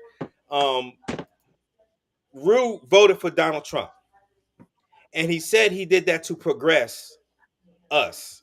I don't see how it's possible, but I want to let Ronnie Gardner the world to know that Rue is a Donald Trump voter. No. How you gonna make that statement and not even let me? Go ahead and go. Please do. I'm gonna give you a minute so that way we can get, because I want to go off the rails. I don't want to take away from the conversation. I'm fast. Yeah. But yes, I voted for Trump.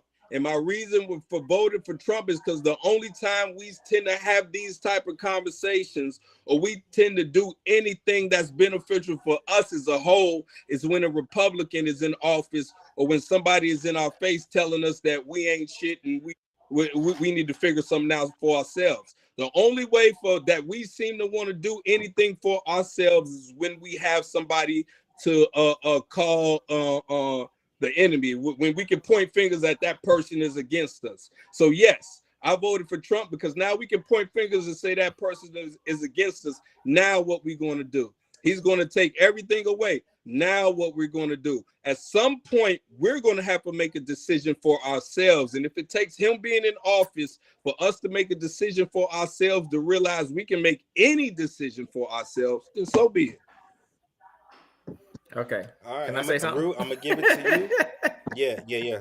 Go ahead. And then Auntie, I see that you're on. Oh, at least she was. Oh, she gone now. Go ahead, Ronnie. So I hear what you're saying, Ruben. But I think your thought process is a little bit off, just a little, right? In the military, you don't have a choice but to do your job. You sign a contract. They say go do a mission. You have no choice but to do what you have to do. This is different in the government, right? Even in the military portion of it, right? I don't care what your political stance is. If I'm getting shot at and you got a gun and I'm down, I need you to shoot. I don't care who you voted for. I don't care any of that stuff. I don't date it. I don't care any of that. In the military, that's a whole different animal than being in politics. So you can't relate the two. They are not the same. In military, you have to be able. Now in politics, choices, right? We elect, even American people, we have choices of who we're going to vote for, right? You have to go and vote for people that you assume that you think is usually in the best interest of you and us and your people, or your immediate family or your people, however you want to look at it, right?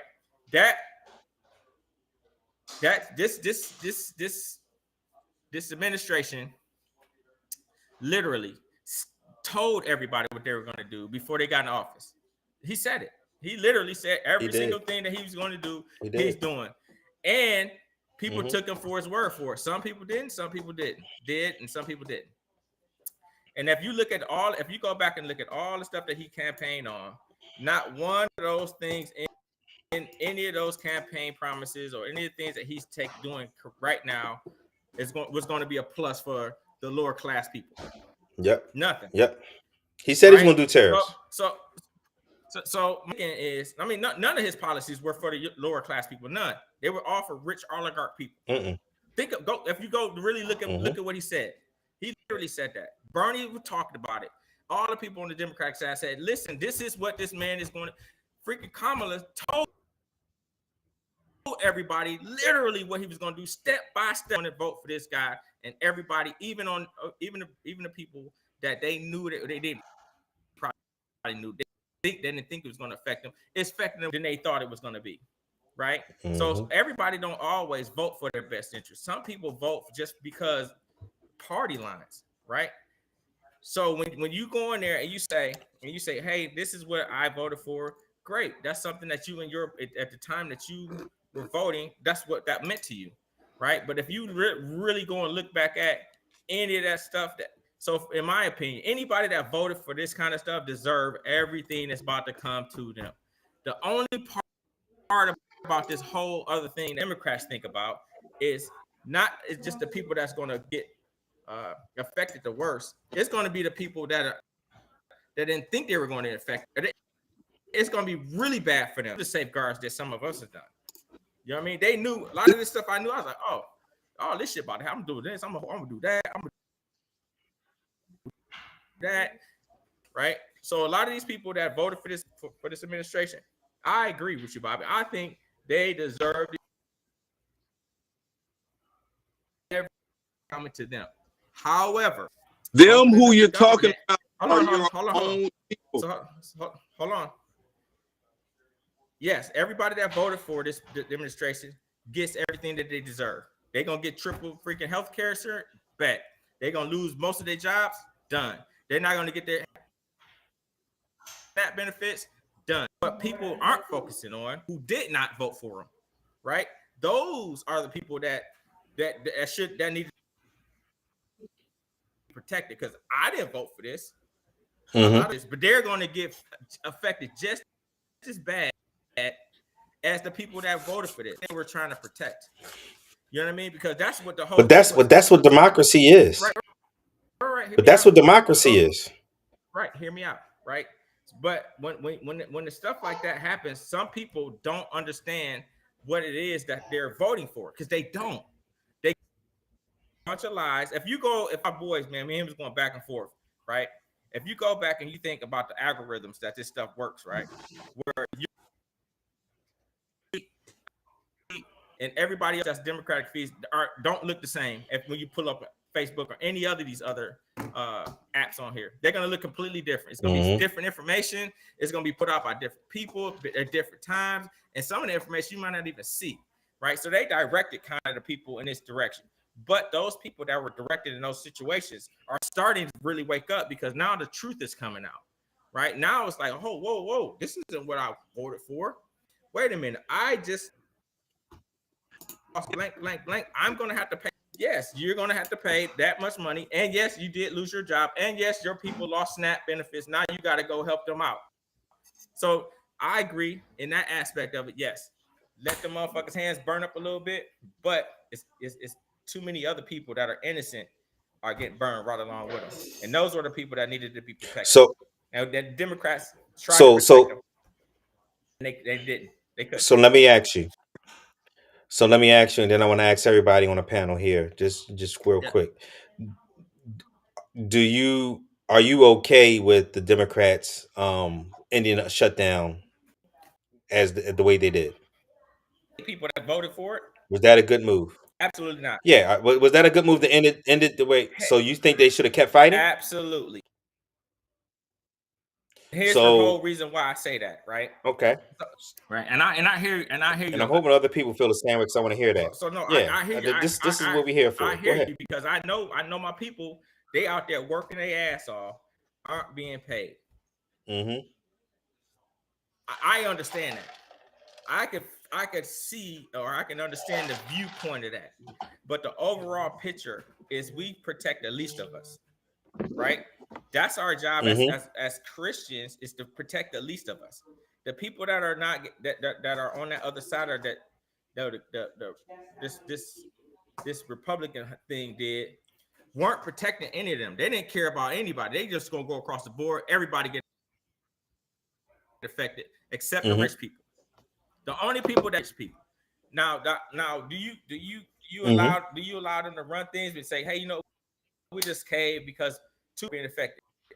So in one sense, you say, we got to shut it. We got to open it back up. Let the ball roll where it may, right? Mm-hmm. You think that it's going to get better, it's open, then you're fools if that's the case, right? Because now they understand that even though that all of this stuff is going to affect all of these people, Democratic still freaking caved on something. So all they got to do is hold out. Ain't nothing much more going to be worse than this. You feel what I mean? What else can they? What else, you know what? Unless y'all on our Republicans, blah blah blah, we'll just sit back and let the government close again. Eventually, you're gonna cave because nothing's worse than taking food out of people's freaking refrigerators and money out of their bank. We'll just sit back and wait. So they know the point of these people. You know what I mean? There wouldn't have been no quit. You fight until you get what you deserve and you know what you need to get for the people that need most. Is there anybody else on the panel that feels the exact same way? That feel the Democrats shouldn't have caved, should have kept going? Nobody else? Just Ronnie's the only one? Really? I would have thought somebody else. Holly, how do you feel about it? You felt it was time to stop? Initially I did. I did not. I thought I was kind of upset because I was upset too. I was really upset. And even though, it's affecting, not me personally, but family members, you know what I'm saying? I got family members that rely on these governmental programs and things of that nature. So, and the thing I think that bothered me most is they caved on exactly what they were fighting for. They got nothing. Yeah, he may bring it up. He got a promise to bring it up, that Affordable Care Act on the floor in December, but that's it. If they think Trump going to vote and the Republicans going to vote to pass it, at that point, it's probably not going to happen. So my thing was, you thought all of this time to cave and they got, what was it? The USDA, federal workers getting paid, those that were fired, unjustly, getting their jobs back. And I get that. That's a small portion in comparison of what the ACA was supposed to take care of. That's small. That's minute to me. Do I miss my paycheck? Absolutely. But it ain't about me. It's not about me. But on the same token, I listened to Lawrence. I don't know if you watch Lawrence O'Donnell. And he really gave a good monologue at the start of his show on Monday after all of this went down. And it kind of got me saying, well, did they cave or did they compromise? Because they were not going to get anything. They weren't going to get the ACA, and they still not going to get the AA. Yeah, they're not. They're not. They're not. So they did get something. They did, get something out of it. Bobby just ran them down. SNAP is till next fiscal year is funded. WIC is funded till next fiscal year. The 4,000 people that got fired under the RIF while the shutdown was going on, they'll come back. And it was something else they got. Oh, we got our back pay because they was trying not to pay our back pay. So there were two things that they did get, but their major fight, ACA, they did not get, and they will not get it now. But here's my thing. They won't get it. So this government shutdown could have went on for the next 6 months if they held ground. You're fighting a losing battle. They are not going to cave. And we don't have the votes to pass it. So what do you do? Yeah. You fight. And they don't care. Yeah, they do not care. That's the biggest thing is they do not care about the American people. And I think we shown that. I think that was shown. And I think to continue, and they could have kept continue on. And I think what would end up happening is I think they caved when they did because they was afraid of losing the filibuster. I personally think they need to get rid of the filibuster so that we can add Puerto Rico, we can add a DC as states, get some more senators. We can add 13 Supreme Court justices. I think there's things that we need to do as a country that'll make this country function properly again. Because the fact that Wyoming got more senators than the city of DC when DC has way more people is absolutely ridiculous. We need to fix that, and we need to fix that. I think it was ironic too that the Democrats that went over to the other side were not up for election. So they went and got it was orchestrated. Absolutely, yeah. It was definitely orchestrated by Schumer, which I think also Schumer needs to go. I think I'm okay with Jeffries. I think Jeffries is not a good messenger. They need somebody else to be a messenger, but I think he's a good leader because why? He kept his Democrats in line. So Jeffries isn't the problem, I don't think. I just think he just don't need to be on TV as much. I think you need to have somebody, AOC, somebody that can speak for the people, Jasmine, some people that can speak better to the country than him. But I think he's a good leader in and of itself. Schumer his time is done and he needs to go. I just got one last thing, Bobby, and I know this is go ahead. You were on the same fence as I was with them. They shouldn't have caved. But when you get the opportunity, pull up Lawrence O'Donnell's the first 5 minutes of his show from Monday night, and it gave me a whole new perspective. But take a look at it. Okay, Auntie, I see that you're on. I'm gonna get to you here in a second. Go ahead. I just want to say one more last thing. I don't feel like I read the things that the Democrats got, but I can't say that those are wins because some of the things are wins. I think that getting WIC and SNAP going until 2026 is an actual win because that wasn't on the table before. But as far as getting back pay for federal employees, if you never had to shut down, that wouldn't happen. The rifts wouldn't have happened if you wouldn't so all we did was it's not a win to get back the things in my opinion, to get back things that would have happened if you never fought to begin with. You just came back to status quo. You get what I'm saying? Like you didn't really win anything there. The only win to me was the getting the SNAP benefits and the other stuff through to 2026 and getting this bullshit vote. I guess you can call that kind of a win, but even though it's not no guarantee it's gonna go with the House. Go ahead, Rue, and then Auntie, I'm gonna come to you real quick. I ain't got much to say. It was a lot that was said. I just wanted you had made a statement that had me wondering. You said get this country working back properly. I'm trying to figure out at what point in history has this country ever worked properly? I think you got to define proper. Right. Yeah, I guess proper is it's very simple if you talk about people, but I can't say that this country has ever worked properly, especially as it relates to us specifically. I can't say that you're wrong. I think we have progressed through the ups and downs of this country. I will say this. I feel like combative. No, you're not. No, you're not. I think it's a great question. You're making me think, to be honest with you. I think that this country is built to work slowly. It's not built for fast changes, and that's why I think it took so long for slavery to end. That's what took so long for us to get our rights under Jim Crow. It's built under slow to work slowly. It used to be built. It used to be built to work slowly. Yeah. And now it's built on winner takes all, and because of the demographics of how this country is structured at this point, with all of this farmland, all these states having these extra senators and all these stuff without actually they got more land than they got people, and they got more senators than they I ain't gonna say they deserve. That's how the Constitution has it. But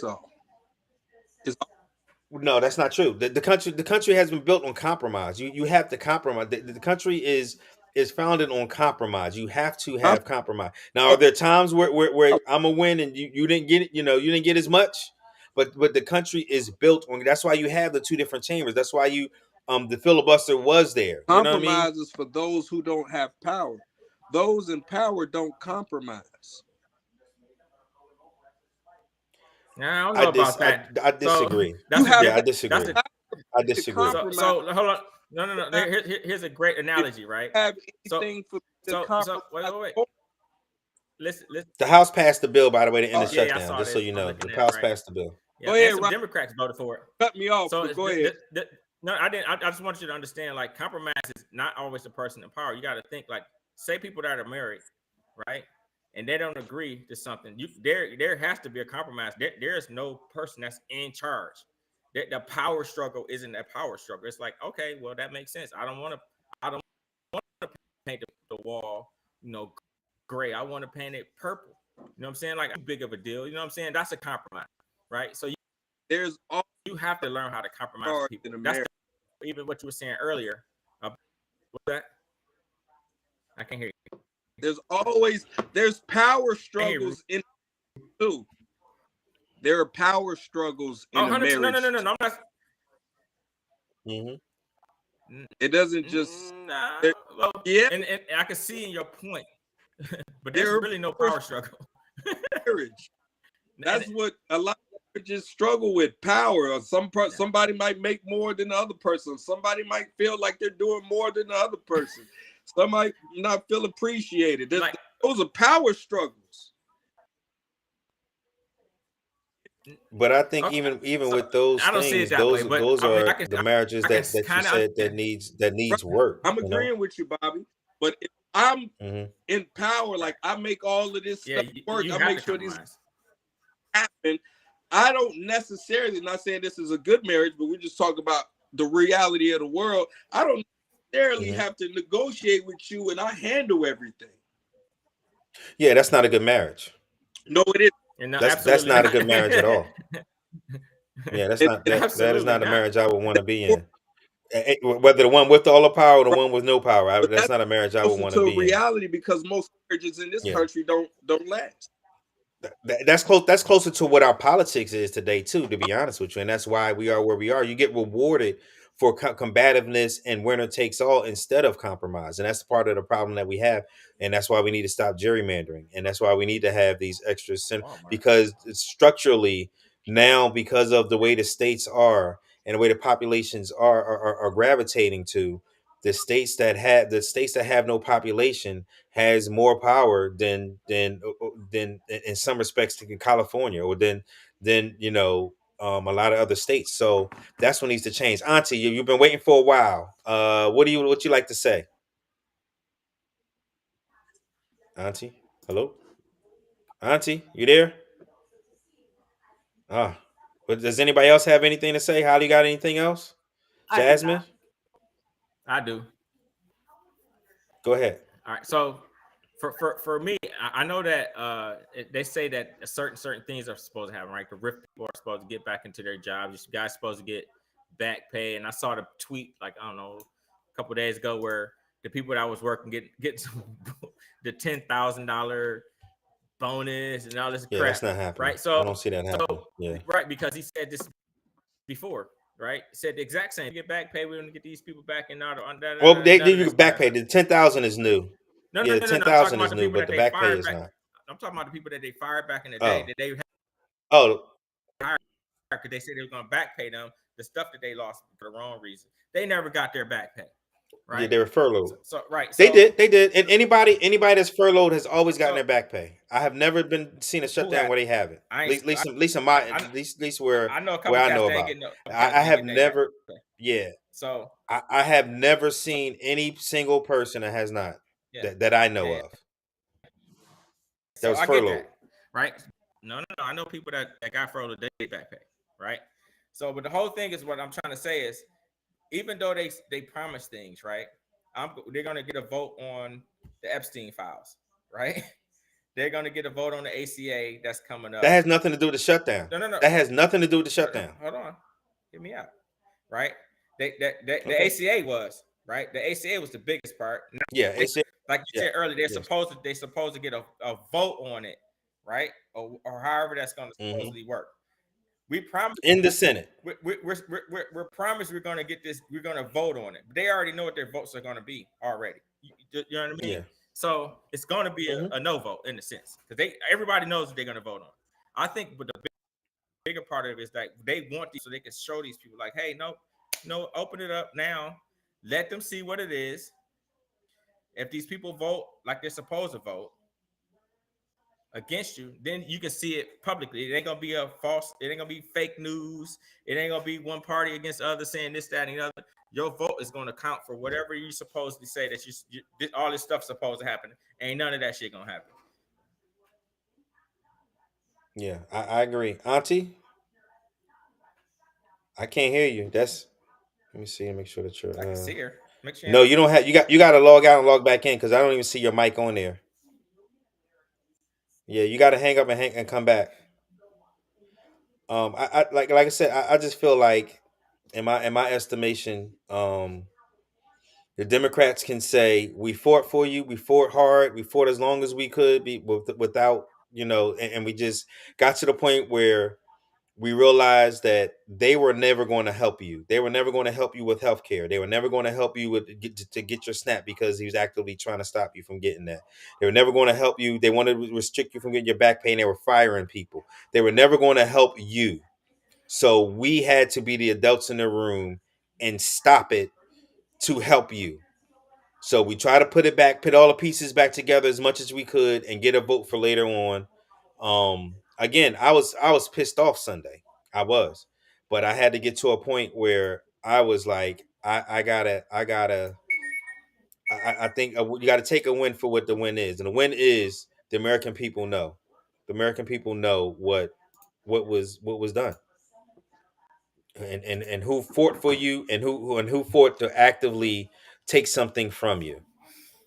Yep. And that's how I feel about it. And somehow they're gonna still vote. They're gonna still blame the other side somehow or another to say that, hey, had they not done this, we would have did this. No, they don't have a plan for any type of freaking healthcare. Nothing. What kind of plan? They don't. They've never had a plan. Right. If you cut something, you should have. If you cut something, you should already have a policy or plan in place that's enacted already. Not, oh, this is what we're going to do when it's no. It should be almost ran tandemly, like to the from one end, the other one begins. That type of policy type deal, right? What they could have done is expanded ACA or fixed it. Even when it first came out, Obama and them and the Democrats back in the day said it was not a perfect bill. There are things in there that is going to affect it. Initially, they said it's going to need to be adjusted to make it better for everybody. It wasn't here's a plan and you leave it as it is. They literally said that when they first brought it into policy, right? But nobody, none of them did anything to try to fix it. They just kept kicking the bucket down the street, kicking the bucket down the street. A year, another year, another year, another year, another year, with no adjustment. Or they're saying, we coming up with a plan, nothing, right? So I can see where you guys think that, hey, you know what, this is a good plan to open this and let these people get slapped in the face as hard as they. Me as being like a protector, I don't want you to get slapped in the face. You know what I mean? I don't want those people to be slapped in the face because they don't know how hard they about to get slapped, and they're not going to be. Some of them are going to be able to recover from it. You know so you think that some people, I gotta ask you a question first. Go ahead. I think there's going to be people that's not going to make it. A lot. No. My question is though. You think so? I'm gonna just read with Keith Bell wrote real quick. He wrote, I can't wonder why this thing will not get rid of that. The shutdown should have lasted through Black Friday at least. Big money simply would paid 8 Democrats to get this money flowing for Christmas. Amazon, Walmart, Target, and consumer discrepancy companies had it, and I can understand that. I can see them definitely doing that. But my question to you is, do you think the Republican Party was going to cave at some point? Because to keep it going, you have to say to yourself, logically, they're going to cave. Mm-hmm. So give me the hypothetical where you think they were to cave. Give me the time frame. So so this Sunday, they stopped on Sunday. You think if they would have went to next Monday, they would have caved, or they went to at what point of the shutdown and everything staying the same, what the Republicans said, we will cave and give you the Obamacare subsidies and to go back to the House and get that passed and go to the Senate and go to the president where he needs to sign it, instead of just nuking a filibuster, which I would have been in favor of, to be honest, nuking a filibuster and just passing it without doing any Obamacare subsidies. That's the only cave I've seen. So when do you think that you would have got what you wanted, which was the Obamacare subsidies? So Ron, I at look what point? at this time. Can you hear me? Yeah, I got you. Yeah, I got you. And my season is just coming up. You got Thanksgiving and Christmas coming up. This is the part of the year that spend the most amount of money, correct? Mm-hmm. And go visit families, and they go travel, and they go do all these things to boost the economy and spend a whole, right? What was not going to happen during this time frame?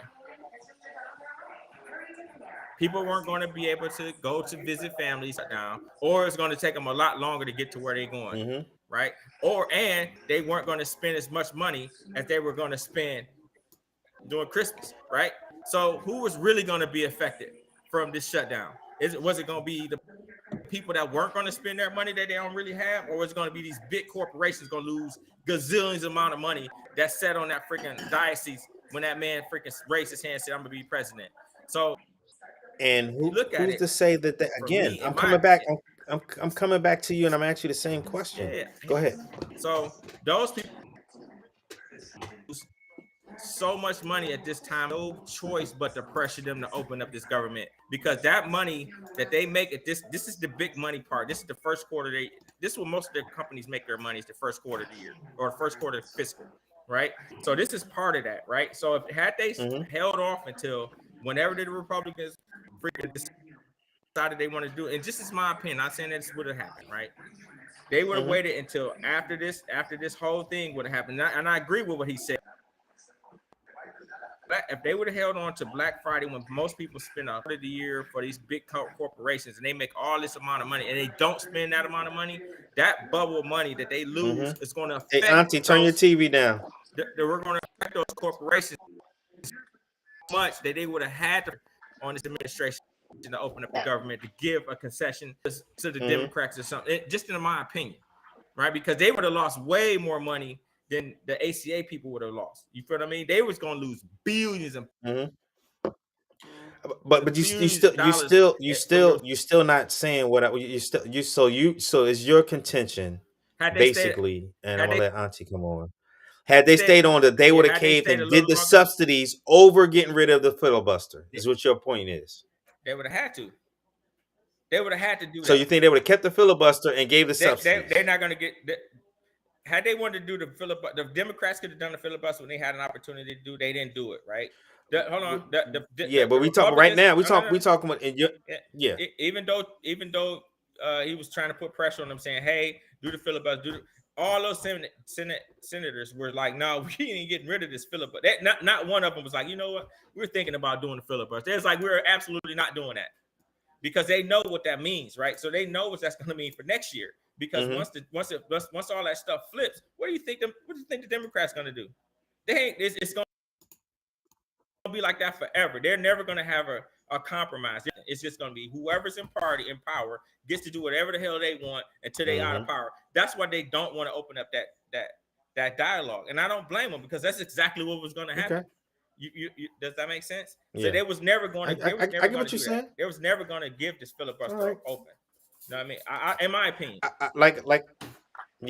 and I would have been okay with them keeping it closed longer just to see that aspect of it, to see if there was enough pain for the Republicans. I just honestly don't think that they are. I think they would have got rid of the filibuster. All right, Auntie, can you hear me? You're up. Yep, I got you loud and clear. Good. I was having some technical difficulties, and your uncle is watching the Spurs game. Oh, okay. So I heard y'all were on the topic of the filibuster. Republicans don't want the filibuster. Trump wants the filibuster because he thinks it's absolute power for them. And he thinks that they're going to be in power forever. That's why he's pressuring his party to get rid of the filibuster. But those smart ones in his party don't want to get rid of it because they know what's coming down the line. They know what's going to happen when Democrats take control, and we can put 13 justices on the Supreme Court. We can make it a law to where any candidate has to provide 10 years of tax returns. We can make it a law to where a felon can't run for office. We can make it a law where candidates have to have a background check once they become the party's nominee. Republicans don't want that because they know what's going to happen to their party. Trump said that all that dark money. Yeah.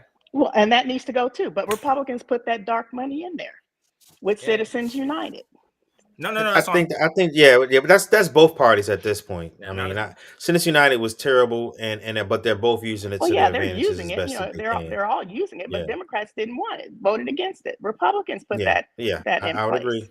I would agree with that. And now, we have a Supreme Court, that's beholding to the president and not to the Constitution, and that needs to change.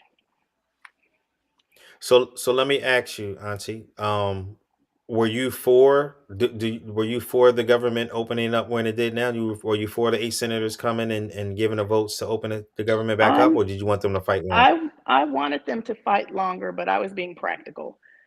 It needed to end because there are people starving. There are people hungry. Trump is petitioning the Supreme Court again to not pay full SNAP benefits. And he's already said that the furloughed employees were not going to get back pay. That's another win that was in the CR, that Democrats fought for. I don't call that a win. I just call that, that's a win for furloughed employees, who haven't gotten the reason why and I understand that, but I still think that it was more of all you doing was fixing what was broken by them. So it's not like a real win. Like there was nothing tangible. All you did, you know what I mean? Like it wasn't a win per se. It was let's put it back the way it was. Let's put the pieces back together. Saying that he was not going to pay furloughed employees. It would have been a court battle, and he would have lost, and eventually furloughed employees would have got paid.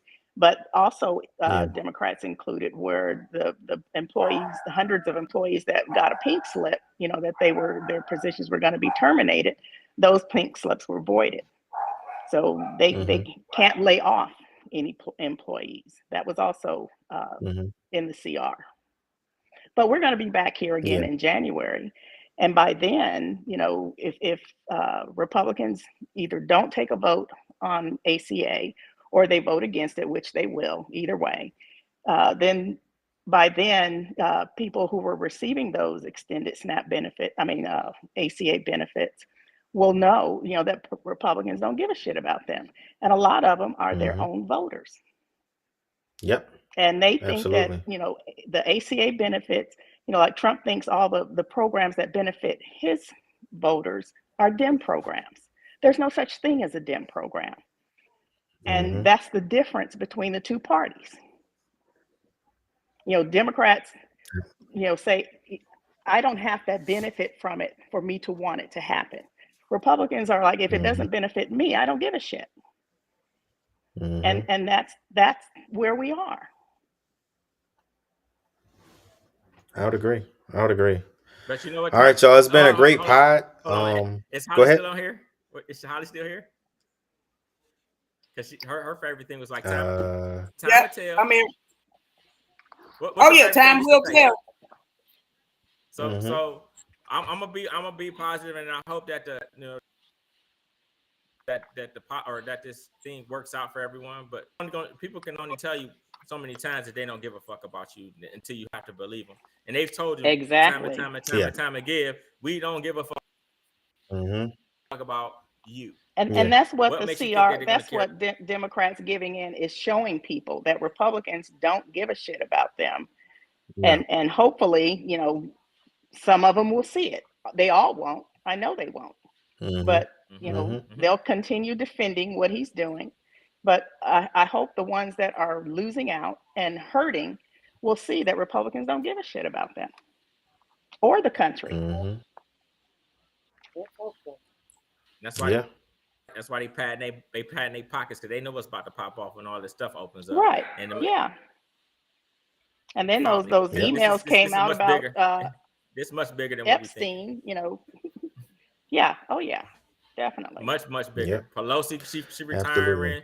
Freaking some of these cats are not coming She back. should quit now. She shouldn't wait till the end of the term. I think there should be. No, I think no. I don't think she should pull. She's going to pull a term Ruth Bader limits. Ginsburg. And no, I think she's out. She said I think it's somebody's prominent. Somebody's primary in her. Well, no, she said she was going to resign at the end of her term. I think she should quit now. She should resign now, and then Newsom can appoint someone to fill her spot. Get them in. No, you can't. Not in the Senate. That's a Senate. Senate. You can't do it in Republic. So they'll have a special election, and right now, special Democrats have momentum. Democrats have momentum now. Well, that her seat is not in jeopardy. That's a Dem seat. I mean, it's the heart of San Francisco. That's a Dem seat. Let's hope so it stays I'm fine with that her way. finishing. Yeah, I think it will. I'm perfectly fine with her finishing off her term and then retiring. I think she deserves that. I don't think she needs to be pushed out. She stepped down from leadership and she didn't have to do that. So I'm perfectly fine with her finishing off her term. As long as her seat is safe. Yeah.